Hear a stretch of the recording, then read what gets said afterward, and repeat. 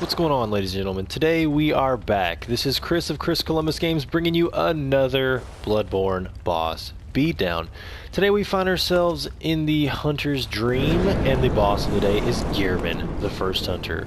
Also known as the guy who rolls around in that little wooden rascal, also known as always as a douchebag. You're going to find out right away that Gehrman has some pretty nasty ranged attacks, and for the most part, if you have a heavy weapon like I do, you're going to want your weapon to be plus 10 first of all. So go ahead and hunt down that, what do you call it, blood rock. And after you successfully get a weapon that's plus 10, you should probably go ahead and start this fight. I wouldn't recommend doing it before that, because like I said, Gehrman has some nasty attacks. But you're going to find out that you can charge, and basically, for the most part, he will just pretty much run into your attacks, which is great because, you know, he has some, you know, he darts around a lot, he has some nasty range. So getting him to basically land on your blade is a sweet, like, just caveat, really. Just, I mean, it's really great. There you go, dude.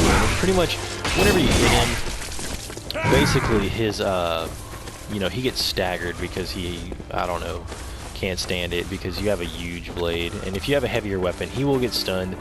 And basically, you know, anytime you can get him to kind of run up on you, just like, oh, I was thinking that was, actually I did nail him. That's always nice. And another good way to do it, Gehrman, if you're having trouble with this, is to actually pull out your gun. Actually, you know what, we'll save that for when he goes back to the two-handed weapon because that's a little easier with the two-handed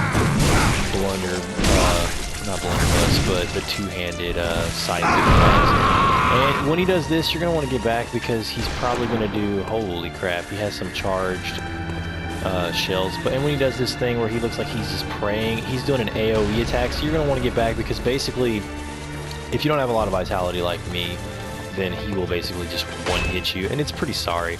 Okay, he pulled out his long side, so we're going to go ahead and try to get some stuns in here, because you can visceral attack him for quite a bit of damage if you know what you're doing. And there you go, ladies and gentlemen. Like I said, you can get your visceral attacks in, and if you have the runes equipped for it, they're going to do a lot of damage, and they'll also grant you... And if he jumps in the air, just dodge toward him.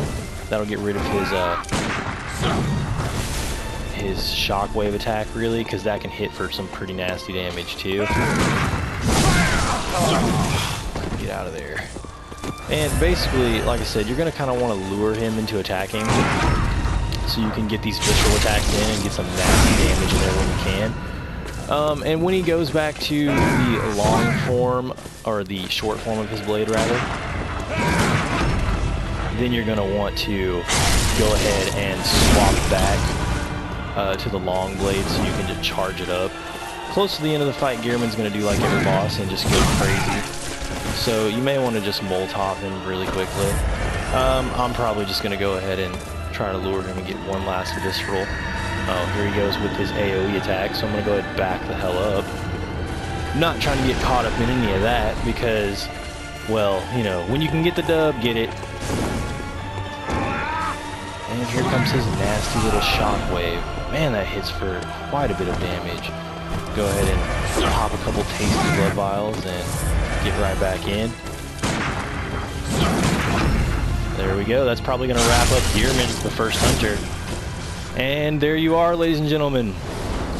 Prey is slaughtered. And we receive the old hunter badge. Till next time, this has been Chris of ChrisColumbusGames. You take care.